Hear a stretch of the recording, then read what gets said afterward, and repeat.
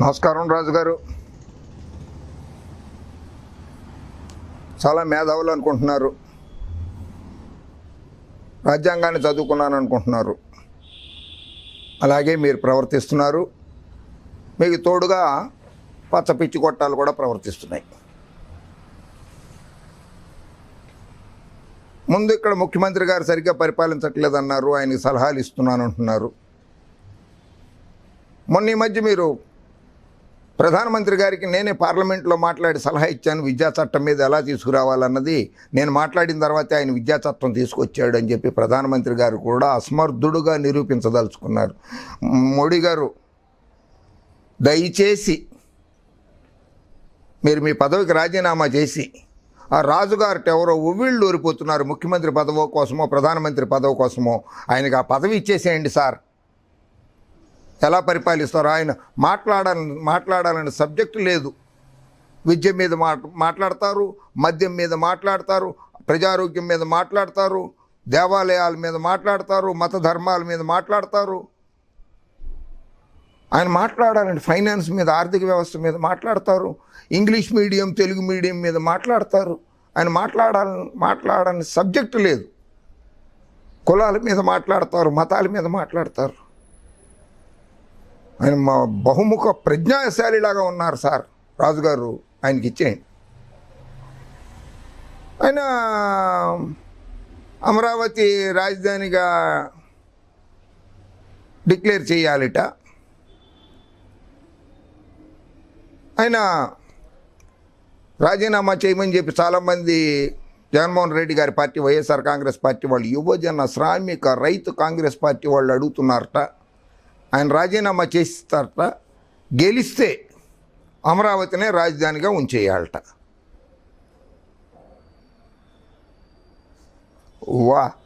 నవ్విపోతారు.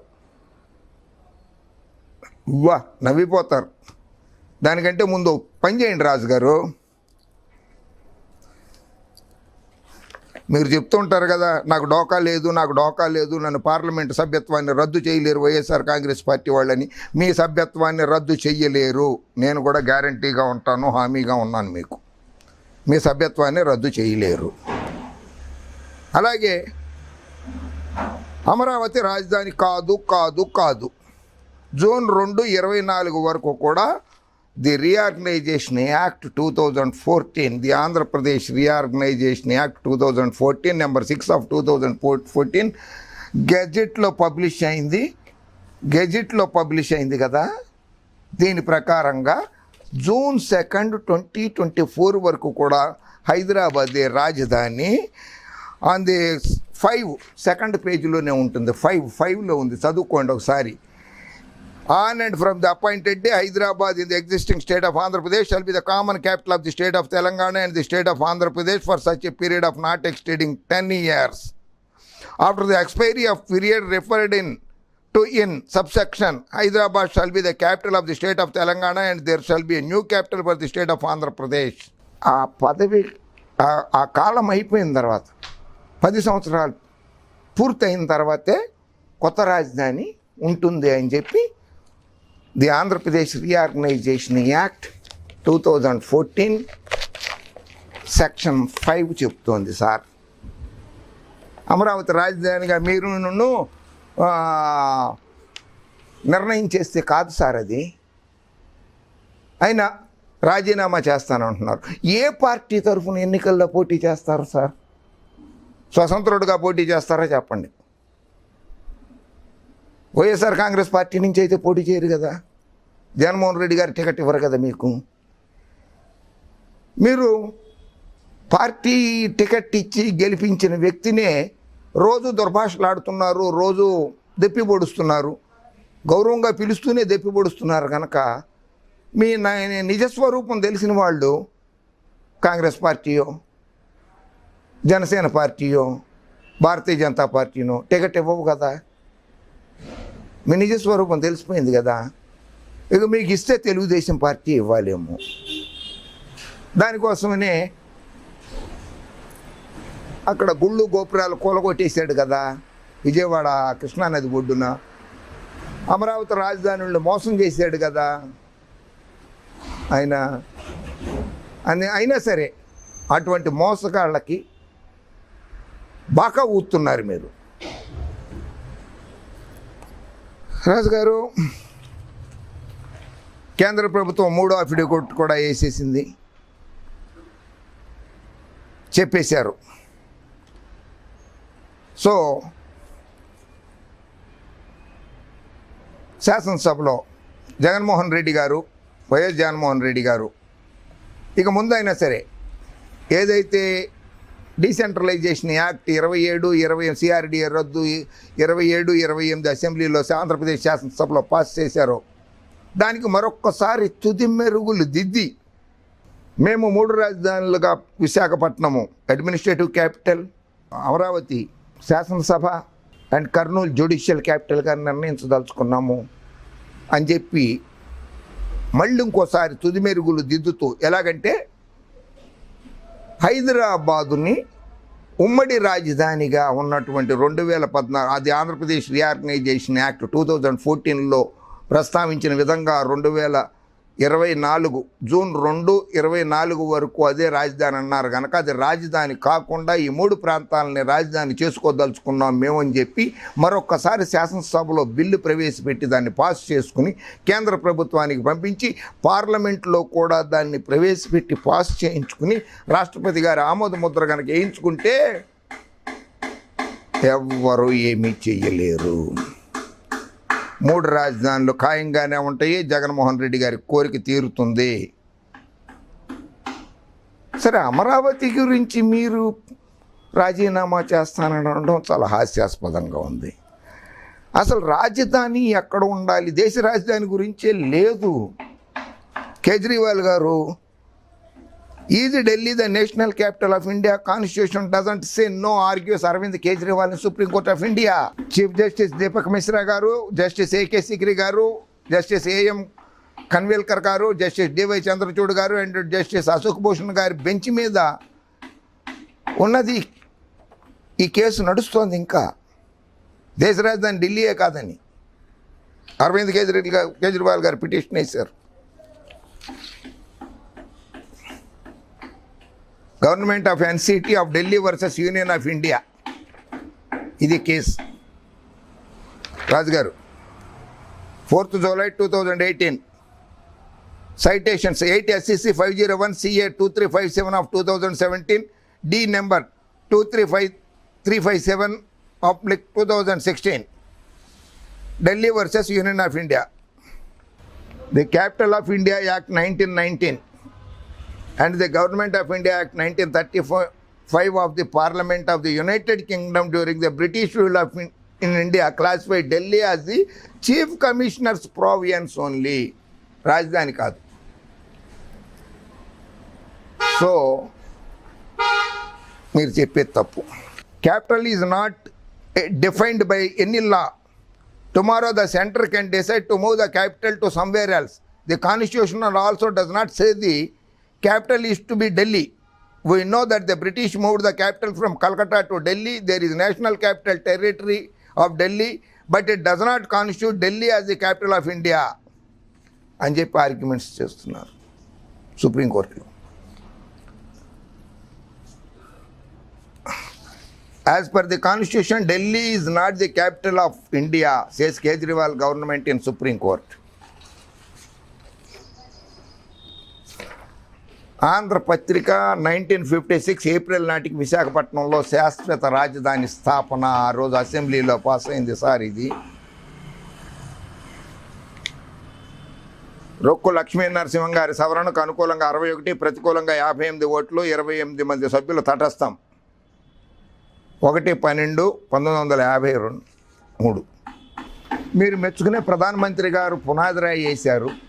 దాదాపు 10 కిలోమీటర్ల దూరంలో ఎక్కడైనా కానీ రాజధాని బిల్డింగులు కానీ ఏమన్నా కనపడుతున్నాయా సార్ మీకు? కనపడవు. ఇదిగో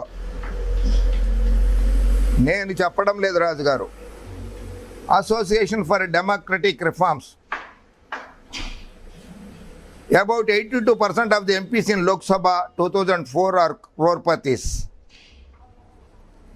Lok Sabha 2019 Kanumuru Raghurama Krishnam Raju, Narasapuram, Andhra Pradesh, party YSRCP. ఇక మీ మీద కేసులు ఉన్నాయి అని చెప్పి అసోసియేషన్ ఫర్ డెమోక్రటిక్ రిఫార్మ్స్ అనేవాళ్ళు చెప్తున్నారు. ఎక్కడ ఇది మీరు ఎలక్షన్ కమిషన్ ఆఫ్ ఇండియాకి సబ్మిట్ చేసిందే. FIR number 196/18, office of the assistant commissioner of police, economic offences wing, police station Mandir Marg complex, New Delhi 11001. Mandir Marg police station కాంప్లెక్స్లో అసిస్టెంట్ కమిషనర్ ఆఫ్ పోలీస్ దగ్గర మీ మీద కేసు ఉన్నది. ఏది? ఎకనమిక్ అఫెన్సెస్ 420 అండి, చీటింగ్ కేసు. రాజుగారు 420 అంటే చీటింగ్ కేసు కదా, చట్టమే కదా, అది ఇండియన్ పెనల్ కోడ్. 406 120B సెక్షన్లు IPC 120B. ఇది మీ మీద అక్కడ ఉన్నది. CC number 80/2018, honourable 9th SMM at Erramanzil colony, Hyderabad, A2గా ఉన్నారు మీరు. ఆయన విజయసాయి రెడ్డి గారిని కూడా A2 అని పిలుస్తూ అపహాస్యం చేస్తుంటారు కదా, మీరు కూడా A2నే ఇక్కడ ఈ కేసులో.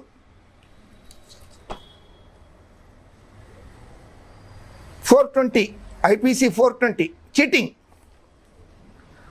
Section 138, 142 and NI act. Cheque ఇచ్చారు, బౌన్స్ అయిపోయింది,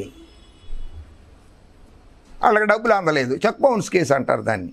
నమ్మక ద్రోహం, మోసం, దగా చేయటం అంటారు. ఇవన్నీ పాంప్లెట్లలో వేసి నరసాపురం నియోజకవర్గం అంతా పంచిపెట్టి పోటీ పడండి ఎన్నికల్లో, నేను ఇట్లా ప్రజల్ని మోసం చేశాను, నా మీద ఇలా కేసులు ఉన్నాయి అని. అయినా ఎలక్షన్ కమిషన్ ఆఫ్ ఇండియా ఎన్నికల ప్రవర్తన నియమావళి సెక్షన్ 28 ప్రకారంగా, 42 ప్రకారంగా 3 సార్లు ప్రముఖ ఛానళ్లలో, 3 రోజులు ప్రముఖ దినపత్రికలో నా మీద ఏ కేసులు ఉన్నాయి అని చెప్పి ప్రచారం చేసుకునేటప్పుడు చెయ్యాలి. అది మీరు చేశారా? చేయలేదు. Violation of the code of conduct of election commission of India. ఎన్నికల ప్రవర్తన నియమావళిని మీరు ఉల్లంఘించినట్లు లెక్కే. Honourable 9th SMM at Erramanzil colony, Hyderabad, CC number 101/2018. ఇది కూడా 420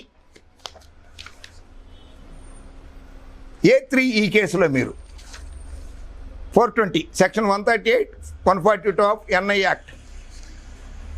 ఇది కూడా మళ్ళీ చెక్ బౌన్స్ కేసు.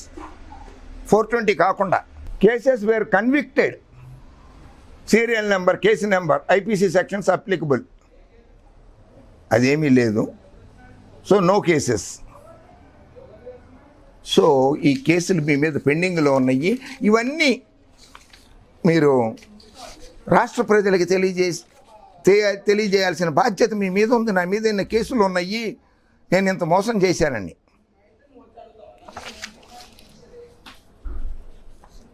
ఇది ఇండియా టుడేలో వచ్చింది మీ మీద, నేను చెప్పడంలా.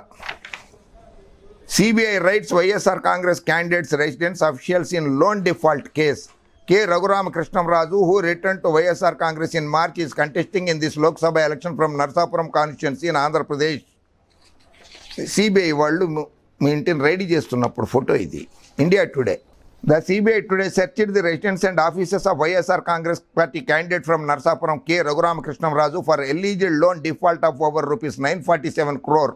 947 కోట్ల రూపాయలు డిఫాల్ట్ బ్యాంకులకి, financial ఇన్స్టిట్యూషన్స్కి. Raghurama Krishnamraju garu, who returned YSR Congress in March, is contesting in this election, Lok Sabha election from Narsapuram.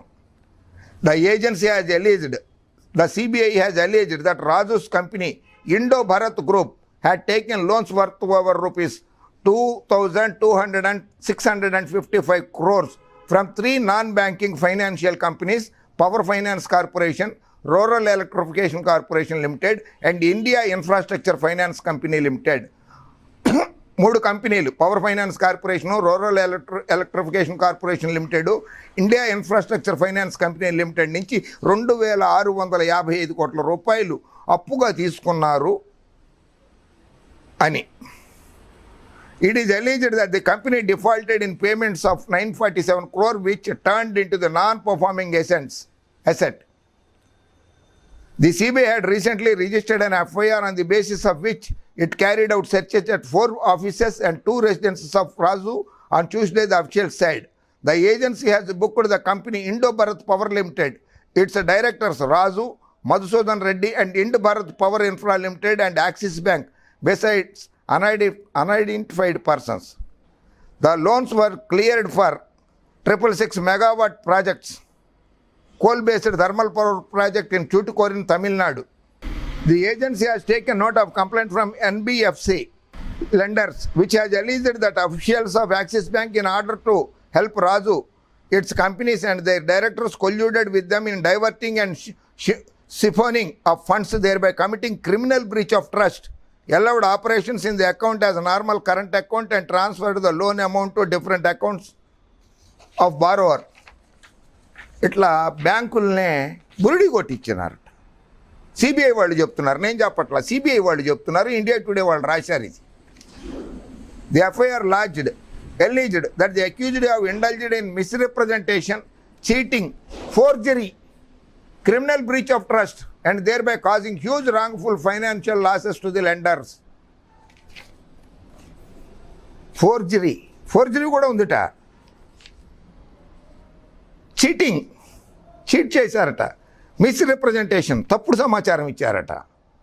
Criminal breach of trust, నమ్మక ద్రోహం చేశారట. ఇవన్నీ మీ మీద ఉన్న కేసులు రాజుగారు, ఇవన్నీ నా మీద ఉన్నాయి అని చెప్పి ఒకసారి చెప్పండి. అదే ఇవాళ నిన్న సుప్రీంకోర్టు త్రిసభ్య ధర్మాసనం జస్టిస్ రమణ గారి నేతృత్వంలో ధర్మాసనం ఎంపీలు ఎమ్మెల్యేల మీద ఏ కోర్టుల్లో ఏ కేసులు ఉన్నాయో మాకు తొందరగా పంపించేయండి, వాళ్ళ మీద చర్యలు తీసుకుంటామన్నారు కదా, తొందరగా తీసుకోవాల్సిందిగా సుప్రీంకోర్టుని వేడుకుంటున్నాను. నైతిక విలువలు కోల్పోయారు, పార్టీ క్రమశిక్షణను ఉల్లంఘిస్తున్నారు, ప్రతిపక్షాలతో లాలుచీ పడ్డారు. కానీ జగన్కి వీరదేవుణ్ణి, పార్టీ వేరు ప్రభుత్వం వేరు అనేటువంటి ఏదో లాజిక్, కొత్త లాజిక్ మీ ఒక్కళ్ళకే పరిమితమైనట్టుందో లాజిక్. పార్టీ వేరు ప్రభుత్వం వేరు అనేది. పార్టీ విప్పిస్తే లోక్సభలో ఓటు ఏ పార్టీకి వేస్తారు సార్ మీరు? పార్టీ కదా విప్పిస్తోంది, ప్రభుత్వం కాదు కదా ఇచ్చేది విప్పు. అప్పుడు ఎవరికి ఓటేస్తారు సార్? ఎలా ఓటేస్తారు సార్? అంటే సమర్థించే పచ్చ పిచ్చి గొట్టాలు ఉన్నాయి కదా అని ఇష్టం వచ్చినట్లు రెచ్చిపోయి ఆంధ్రప్రదేశ్ ప్రజలు అమాయకులు, చదువు రాని వాళ్ళు, సంజ రాని వాళ్ళు, చదువు సంజ లేని వాళ్ళు అని చెప్పి అమాయకులు అని చెప్పి అనుకుంటున్నారా మీరు? కాదు రాజు గారు. రాజీనామా చేసి ఎవరి మీద పోటీ చేస్తారో చెప్పండి. ఏ పార్టీ తరఫున పోటీ చేస్తారో కూడా ప్రజలకు చెప్పండి. అవన్నీ చేసే ముందు చెమటోడ్చి ఇట్లా పేద, బడుగు, బలహీన, దళిత వర్గాల వారు బ్యాంకుల్లో దాచుకున్న సొమ్ముని మీరు కైంకర్యం చేశారని చెప్తున్నది central bureau of investigation, enforcement directorate. ఆ డబ్బుని బ్యాంకులు కట్టేయండి ముందు. మీ నిజాయితీని మీరు నిరూపించుకోండి. అప్పుడు ఎన్నికల బరిలోకి రండి. అది సభ్యత, సంస్కారం, నైతిక విలువలు. చాలా మాట్లాడుతున్నారు కదా, నైతిక విలువలు అంటే అవి పేద ప్రజలు కష్టపడి బ్యాంకుల్లో దాచుకున్న సొమ్ము. అది బీజేపీ వాళ్ళకి ఒక్క వ్యక్తి బలం అవసరంలా, ఒక రాష్ట్ర బలం కావాలి, ఒక ప్రభుత్వ బలం కావాలి. అందుకని వాళ్ళు మీకు టికెట్ ఇస్తారని మాత్రం మీరు అనుకోవద్దు. బషీర్బాగ్ రైతుల గురించి మాట్లాడతారు, అమరావతికి రైతుల గురించి మీరు సపోర్ట్ చేస్తారు, వాళ్ళకి నేను కూడా మద్దతు ఇస్తాను. వారికి అన్యాయం జరగకుండా జగన్మోహన్ రెడ్డి గారు చూస్తారని నేను అనుకుంటున్నాను, ఆశిస్తున్నాను.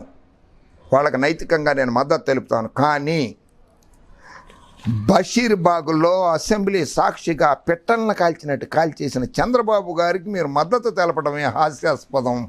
రఘురామకృష్ణరాజు గారు, ఇదిగో ఇది ఆంధ్రప్రదేశ్ అసెంబ్లీ, ఉమ్మడి ఆంధ్రప్రదేశ్ అసెంబ్లీ సాక్షిగా హైదరాబాద్లో బషీర్బాగ్లో పిట్టలను కాల్చినట్టు కాల్చేసారే రైతుల్ని బాబుగారి ప్రభుత్వం. ఆ బాబుగారికి మీరు మద్దతు తెలపడం ఘోరాతి ఘోరం. మానవతా విలువలే లేవు మీకు. ఇది నిదర్శనం. రైతుల మీద మీకున్న కపట ప్రేమకి ఇది సాక్ష్యం. కరోనా లాంటి జాతీయ విపత్తు వస్తే పారిపోయాడు. ఆంధ్రప్రదేశ్ రావడం లేదు ఆయన. అనేది అమరావతి రైతుల కోసం అని జోలి పెట్టేస్తే, జాతికి విపత్తు వస్తే జోలి పెట్టేస్తే ఆయనకి మీరు మద్దతు ఇస్తున్నారు.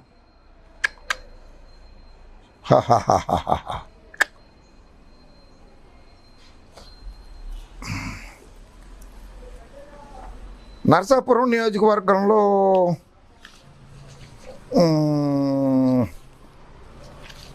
ఉన్నటువంటి అంతర్వేది లక్ష్మీ నరసింహస్వామి దేవాలయంలో రథం కాలిపోవడం అనేది, తగలబడిపోవడం అనేది చాలా దురదృష్టకరం. నేను లక్ష్మీ నరసింహస్వామి భక్తుడినే, హిందువుడినే. నేను తిరిగిన దేవాలయాల్లో కనీసం 1% దేవాలయాలు కూడా మీరు తిరుగుండరు. దైవ సాక్షిగా చెప్తున్నాను, మీరు తిరుగుండరు. నేను తిరిగినన్ని దేవాలయాలు భారతదేశము ఇతర దేశాల్లో కలిపి చాలా దేవాలయాలు తిరిగేశాను. చాలాసార్లు తిరిగాను, 1-2 సార్లు. సిబిఐ ఎంక్వైరీ చేశారు వైఎస్ జగన్మోహన్ రెడ్డి గారు. GOMs number 105 dated 11/9/2020, home department, government of Andhra Pradesh, abstract, Delhi special police establishment act 1946.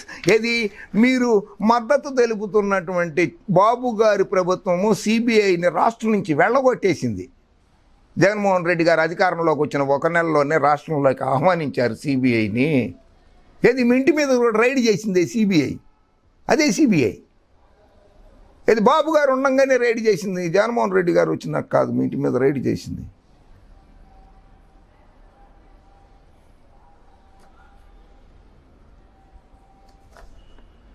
Antarvedi Lakshminarasimhaswamy దేవాలయంలో దుర్ఘటనకి బాధ్యుతుల్ని, రథం కాలిపోయిన దానికి బాధ్యుల్ని మీద విచారణ జరిపించడానికి సిబిఐ ఎంక్వైరీ ఆర్డర్ చేశారు జగన్మోహన్ రెడ్డి గారు.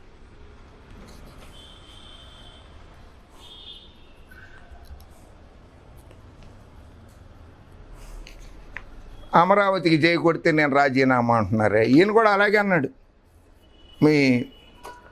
మీరు ఈ పార్టీలో కొంతకాలం కొనసాగినట్లున్నారు కదా, మీరు మద్దతు కూడా తెలుపుతున్నట్లున్నారు కదా అప్పుడప్పుడు. ఆయన కూడా అలాగే అన్నాడు. బంపర్ ఆఫర్ట, అమరావతికి జై కొడితే ఆయన రాజీనామా చేసేస్తాట.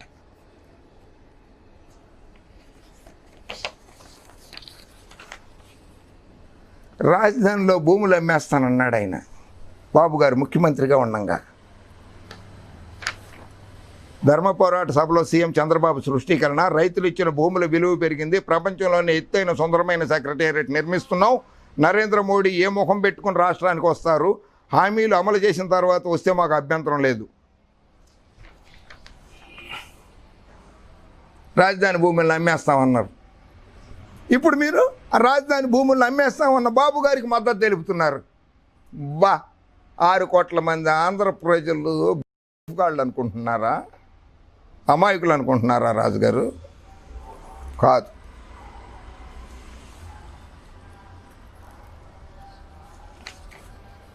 రైతులకు ఉన్న హక్కుల గురించి సిఆర్డీఏ చట్టంలోనే ప్రస్తావించలేదు బాబు గారు. అటువంటి బాబు గారికి మీరు మద్దతు ఇస్తారా?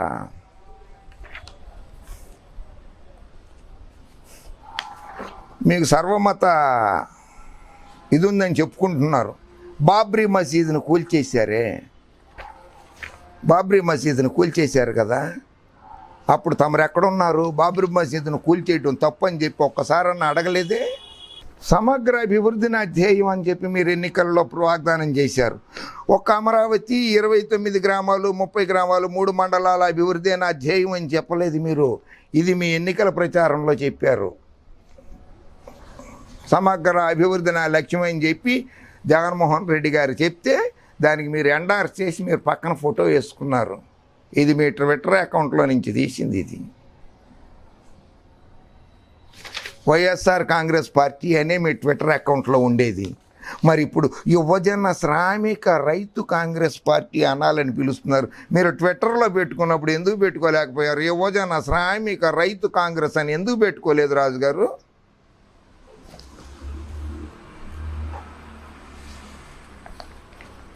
IBPIL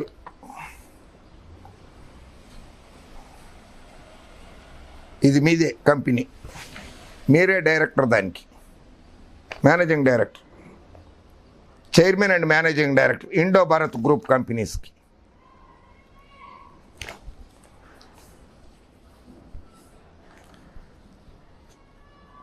Macquarie moves insolvency tribunal against Indo Bharat. Macquarie had lent 780 crore rupees to Indo Bharat against convertible bonds in 2015 in order to build 700 megawatt thermal plant in Odisha and help existing investors exist. Australian asset manager Macquarie has moved the National Company Law Tribunal to start insolvency proceedings against Indo Bharat Energy Private Limited, Utkal Private Limited. Ironically, the firm is majority owned by Macquarie itself. Macquarie had lent 780 crores to Indo Bharat Energy Utkal against convertible bonds in 2015. The money was to be used to help existing investors exist and so build 700 megawatt thermal power plant in Odisha. Last year, it converted the bonds to equity, gaining majority ownership. Due to delay in commissioning of the plant, Macquarie last year decided to convert its debt instruments into equity shares to take control of the power plant, said a person aware of the developments on the condition of anonymity, as he is not authorized to speak to reporters. A spokesperson Macquarie declined to comment. K. Raghuramkrishnamaraju, Chairman and Managing Director of Indo Bharat Group, too declined to comment on the matter. మీరు కూడా ఆ matter గురించి మాట్లాడారు. Australian కంపెనీకి సంబంధించి మీతో ఒప్పందం కుదుర్చుకున్న కంపెనీ గురించి. The PSU companies have alleged that the accused, including Indo Bharat Group Chairman Raghuramkrishnamaraju, Director Masoodan Reddy, diverted the funds disbursed for the implementation of a 660 megawatt coal-based power project in Tuticorin district of Tamil Nadu. Power Finance Corporation, Rural Electrification Corporation and IIFCL together have lodged a written complaint with the Economic Offences Wing of Delhi Police in the matter on October 3rd under IPC sections 420, 406, 120B shows a copy of FIR accessed. Uttar Pradesh వారణాసిలో ఇన్ని దేవాలయాలు కూలగొట్టారు. సాక్షాత్తు ప్రధానమంత్రి గారి లోక్సభ నియోజకవర్గం అది. ఇదిగోండి,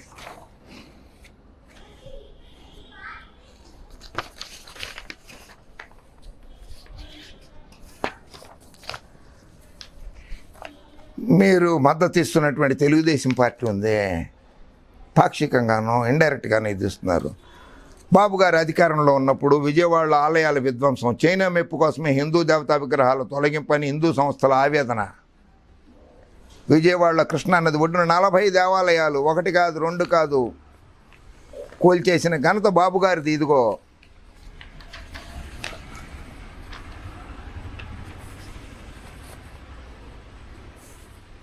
పుష్కరాలలో 30 మంది, అదే మీ జిల్లాలో గోదావరి, ఈస్ట్ గోదావరి, వెస్ట్ గోదావరి, గోదావరి జిల్లాలో గోదావరి నది పుష్కరాలు అప్పుడు షూటింగ్ చేసుకుంటూ 30 మంది చనిపోయారే. అప్పుడు నోరు పెగలలేదా మీకు?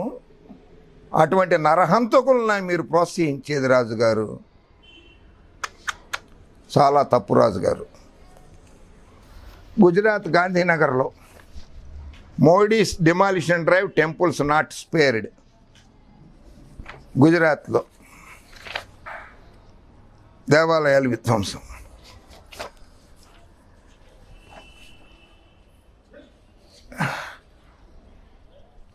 తిరుమల తిరుపతి దేవస్థానంలో 1000 కాళ్ళ మండపాన్ని కూల్చేసినప్పుడు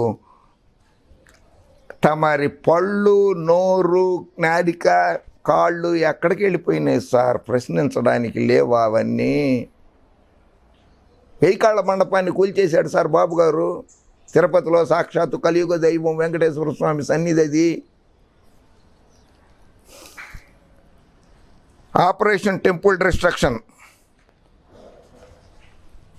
40 28 అతి పురాతనమైన దేవాలయాలు. 4వ శతాబ్దం నాటి వీరభద్రస్వామి ఆలయం కూల్చివేసేశారు. విజయవాడకి క్షేత్రపాలకుడు ఆయన. విజయవాడకు పేరుకే కారణమైన విజయేశ్వర ఆలయానికి నోటీసులు. అర్జునుడు తపస్సు చేసి శివుడి ద్వారా పాశుపతాస్త్రం పొందిన స్థలమే విజయవాటికగా విజయేశ్వర ఆలయం. అదే ఇప్పుడు విజయవాడగా చెప్తారు. యుగ యుగాలుగా ఉన్న ఈ ఆలయాన్ని కూల్చారు. బ్రిటిష్ శాసనాలలో పేర్కొన్న విజయవాడ వన్ టౌన్లోని వినాయక ఆలయాన్ని, సీతమ్మ వారి పాదాల దగ్గర ఉన్న ప్రముఖ శనీశ్వర ఆలయం కూల్చివేత, ప్రకాశం బ్యారేజ్ దగ్గర అతి పురాతనమైన ప్రసిద్ధ పాతాళ వినాయకుని ఆలయం కూల్చివేత, బస్టాండ్ ఎదురుగా ఉన్న ప్రసిద్ధ షిరిడి సాయిబాబా ఆలయం కూల్చివేశారు. రోడ్డు వెడల్పు అడ్డు కాకపోయినా చూడడానికి బాగలేదని ప్రైవేటు స్థలంలోని సాయిబాబా ఆలయం కూల్చివేసింది.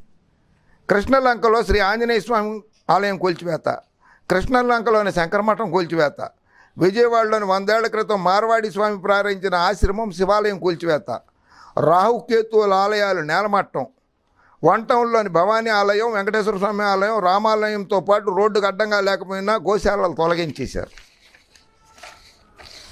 భవానీపురంలోని స్వయంభూ అమ్మవారి ఆలయం నామరేపాల్లో కండపోయింది. అది అటువంటి బాబు గారికి మీరు మద్దతు తెలుపుతూ జగన్మోహన్ రెడ్డి గారిని వ్యతిరేకిస్తున్నారు.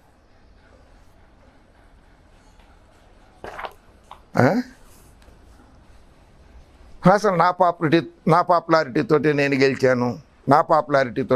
గెలిచాను, లెక్కలో అటు ఇటు స్టాటిస్టిక్స్ చెప్పినట్లుగా చెప్పేస్తూ వస్తుంటారే మీరు. నరసాపురంలోని 7 నియోజకవర్గాల వైసీపీ ఎమ్మెల్యే అభ్యర్థులకు పడిన మొత్తం ఓట్లు 4,60,929. ఎంపీగా మీకు వచ్చిన ఓట్లు 4,47,594. అంటే వైసీపీ ఎమ్మెల్యేలకు పడిన ఓట్ల కంటే 13,335 ఓట్లు మీకు తక్కువే వచ్చాయి. మరి మీ పాపులారిటీ ఎక్కడుంది? మీ పాపులారిటీ ఉంటే మీకు వాళ్ళందరికంటే కూడా ఎక్కువ రావాలి కదా, ఇంకెక్కువ రావాలి కదా ఓట్లు. 2014లో టీడీపీ, బీజేపీ, జనసేన మీద ఇదే నరసాపురంలో వైసీపీ ఎంపీగా పోటీ చేసి ఓడిపోయినటువంటి వంకా రవీంద్రకు వచ్చిన ఓట్లు 4,54,955. అంటే మీకు వచ్చిన ఓట్ల కంటే కూడా, మీరు గెలిచినప్పుడు వచ్చిన ఓట్ల కంటే కూడా ఆయనకి ఓడిపోయినప్పుడు ఎక్కువ ఓట్లు వచ్చినాయి వంకా రవీంద్ర గారికి, వైసీపీ పార్టీ క్యాండిడేట్. అంటే వంకా రవీంద్ర గారికి ఉన్న పాపులారిటీ కూడా మీకు లేదు. నా పాపులారిటీతో బాగాలేదు రాజుగారు. మీరు చాలా పెద్దవారు, పెద్ద మనసు ఉన్నవారు, గౌరవనీయులు, గౌరవ పార్లమెంటు సభ్యులు. మోదీ హటావ్ దేశ్ బచావ్ అనే చంద్రబాబు గారు, కోల్కతా వేదిక లోక్సభ ఎన్నికల ప్రతిపక్షాల శంఖారావం, బీజేపీపై యుద్ధబోరు మోగించిన 23 మంది విపక్ష నాయకులు. అటువంటి వారితోటి, ఇదిగో బాబు గారు ఇక్కడే ఉన్నారు, అటువంటి వారితోటి మీరు సాన్నిహిత్యంగా మెలవడం ఉన్న పద్ధత బాబు రాజుగారు? సో అంటే మీరు రాజీనామాకి సిద్ధమైపోయారనమాట. జగన్మోహన్ రెడ్డి గారు కూడా రెడీగానే ఉంటారు. అమరావతిని రాజధానిగా ఉంచారు. ఆయన తీసేయలేదు. శాసన రాజధాని అదే అమరావతి. దానికి మీరేదో లంకె పెట్టి ముడిపెట్టి తర్కంగా వాదించడం పద్ధతి కాదు రాజుగారు. అమరావతి రాజధానిగానే ఉంటుంది. నేను 3 రాజధానులకు వ్యతిరేకం అని చెప్పి రాజీనామా చేయండి, దమ్ము ధైర్యం ఉంటే. నేను 3 రాజధానులకు వ్యతిరేకం, జగన్మోహన్ రెడ్డి గారు తీసుకుంటున్న నిర్ణయాలకి నేను వ్యతిరేకం, ఆ ప్రభుత్వం, పార్టీ కాదు ప్రభుత్వం తీసుకుంటున్న నిర్ణయాలకి నేను వ్యతిరేకం అంటూ రాజీనామా చేయండి. దమ్ము ధైర్యం ఉండి మాట మీద నిలబడగలిగిన వాళ్ళైతే మీరు రాజీనామా చేయండి. మళ్ళీ అదే రవీంద్ర గారినో లేకపోతే ఇంకోరినో నుంచోబెట్టి మీ మీద 1,00,000 ఓట్ల మెజార్టీతో గెలుస్తారు. మీరు ఏ పార్టీ తరఫున పోటీ చేస్తారో కూడా చెప్పండి. నా మీద ఇన్ని కేసులు ఉన్నాయి, బ్యాంకులకి నేను ఇట్లా మోసం చేశాను, ఎన్ఫోర్స్మెంట్ డైరెక్టరేట్ కేసు ఉంది, సిబిఐ కేసులు ఉన్నాయి నా మీద అని చెప్పి కూడా ప్రచారం చేసుకోవాలి. మీరు నిజాయితీగా, మీరు చాలా నిజాయితీ పరులు, మీరు చాలా మంచివారు. అది కూడా చేసుకుని ఎన్నికల బరిలోకి దిగండి. ఆంధ్రప్రదేశ్ నుంచే పోటీ చేస్తారు. వైఎస్ఆర్ కాంగ్రెస్ పార్టీ నుంచి, యువజన శ్రామిక రైతు కాంగ్రెస్ పార్టీ నుంచి పోటీ చేస్తారు, మిమ్మల్ని ఓడిస్తారు. జగన్మోహన్ రెడ్డి గారు విజయం సాధిస్తారు, ఆ పార్టీ విజయం సాధిస్తుంది. దయచేసి పద్ధతి మార్చుకోండి. ప్రజలు అమాయకులు అని అనుకోవద్దు. ప్రజలు చాలా తెలివి గలవాళ్ళు. ఏమన్నా మనసుకి ఏమన్నా బాధ కలిగితే మన్నించండి. నేను మీ మంచి కోరే చెప్తున్నాను, మీ శ్రేయోభిలాషిని మంచి కోరే చెప్తున్నాను. మీరంటే చాలా గౌరవం నాకు. జై హింద్.